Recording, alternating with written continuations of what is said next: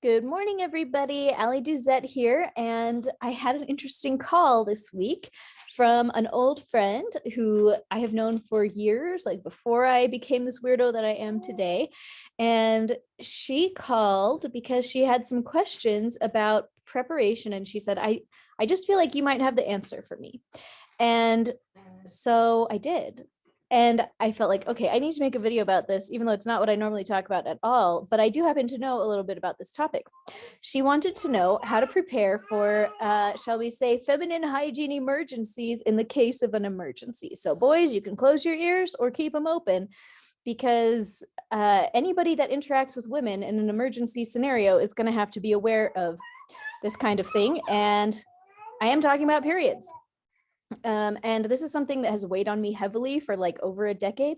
You know, when I was first really feeling like I needed to get my storage in order, one thing that I really felt was that, you know, say the big earthquake happens along the Wasatch Front that people have been talking about forever and ever. A lot of people have food storage and a lot of people have, you know, water storage or water filtration, but very few people talk about what are we going to do with the quarter of all females that are going to be on their periods at that time, because that will be a health disaster, like a public health disaster.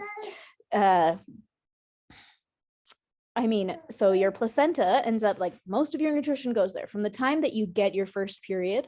That's why women stop growing when they get their first period. Typically, they don't grow taller after that because all of their nutrition goes right there. And then you bleed it out, right? The next month. So it's this constant sinkhole for nutrients. And then all those nutrients leave. So it's extremely nutrient dense material that all the bacteria in the world would just love to chow down on. And so it is like this recipe for a lot of, just public health disasters. And this is why, in my opinion, this is why, in the Old Testament, God told all the women who are on their periods to go to the red tent, and they're unclean during that time. And yeah, this is literally, this is a disaster. You need to keep this stuff away from, I don't know, where you're preparing the food and everything else. And when you don't have things like tampons, it's a big problem, or stretchy underpants that can keep a pad in place. It's tough stuff. And so she asked me, what do I need to store for this? What do I need to store for feminine hygiene stuff? And so I wanted to talk to you about what I store for that, just so that people can know that. So I'm just gonna pull up this. I haven't looked at this ahead of time, but let's see. Silicone cup for periods. That is one thing that I have. Reusable menstrual cups. That is the thing to look up. And I don't use an on-brand one. Okay, I just use, years ago, somebody did a group buy for these silicone cups, and I bought 10 of them. They were $3 each, which these are, as you can see, they're usually like $30. That's like a typical price that you'll pay for a silicone cup. But I bought 10 of them just to have, and they live in my storage, and I have never regretted it. Oh, look, these are a set of 2 for $10. Let's click it. Let's see what's going on. Oh, it has, stop it. It has 9,000 ratings, and most of them are good. So, so cups are good, and I really like them, and I use them, and I think they're great.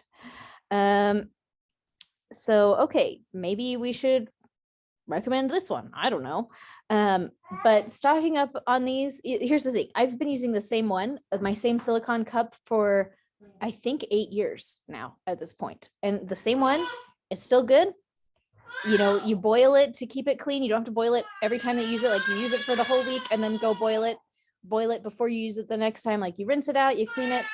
But it's reusable, and you can basically just reuse it forever. Mine is still in excellent condition. I don't anticipate having to replace it in the next 8 years. I'm in it to win it, and it's a good thing.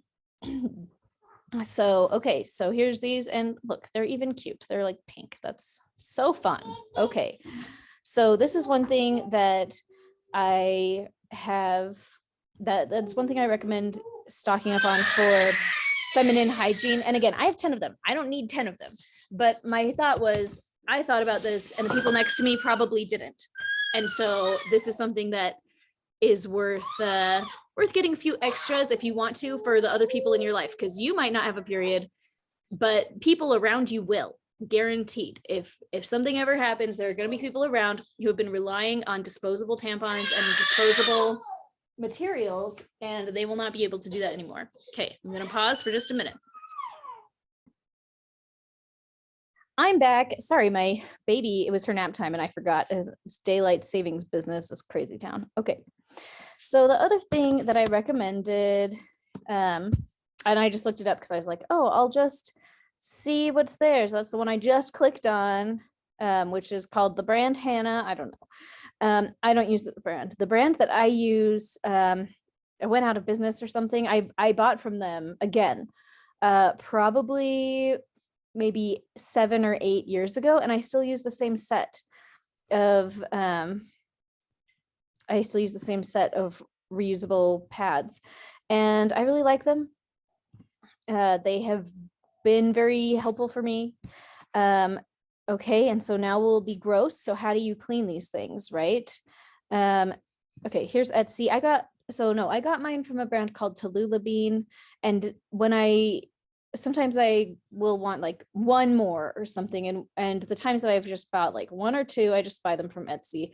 But Etsy has a ton of options, and you can get them in like organic bamboo, which I'm assuming this is what that is, and you can get them in velour and in minky and just in straight cotton, and you can get panty liners and all sorts of things, and I love them. And this is like all that I use. I think I bought from this person before. And so you can see how long you want things. You can get like a set that has a bunch of options. But here's the great thing about these reusable pads, especially the organic ones. You will see for yourself how once you use them, your period changes. If you have always used traditional like disposable products, your period will change. When you start using a cup and these organic pads, your period is going to get lighter. You're going to have fewer cramps. It's crazy. And I don't know. I mean, here's the thing. That area of a woman's body is obviously absorbent. It is made to take things into itself, okay? And so when we're putting in a tampon or using these disposable products, they're covered in pesticides, they're covered in herbicides, like everything that was in the natural part of it, like they're not using organic, materials from nature. And then there's also these plastics. So you're I was going to say downloading. That's not the word. You're uploading. That's also not the word. You're absorbing the plastics, like microplastics from, these like plasticky pads and stuff. Gross. And so these pads, like basically if you have hard times with your period, then a lot of times it's because of period related products that you're using that you don't even know they're poison, and they're like poisoning your body and that whole area, and then your body has to bleed more and harder, and it's going to hurt, because that's a primary way that the female body detoxes. Female bodies detox through periods. And so to me, it's just really important to make sure that you are using products that are not going to poison that area further and make it even harder to detox. So, okay, look, there's a period starter kit. This has a whole bunch of sizes. For me, I got like a sampler pack or something when I first ordered some. I'm just going to click on this because it has a couple of sizes, it looks like. Oh yeah, so I bought something like this that just had a variety of sizes and shapes, and it was great. Yeah, zero smell. I'll never use disposable pads ever again. They're full of chemicals. Yeah, so they're so good. And so, okay, so how do you clean them? Sharing, because I did a lot of research on this and tried to figure it out. I read an article about the period stomp, and I'm sorry, oh my gosh, this is like so gross stuff, but Okay, we're just going to talk about it. Sorry, my little Virgo heart is like, ew, gross.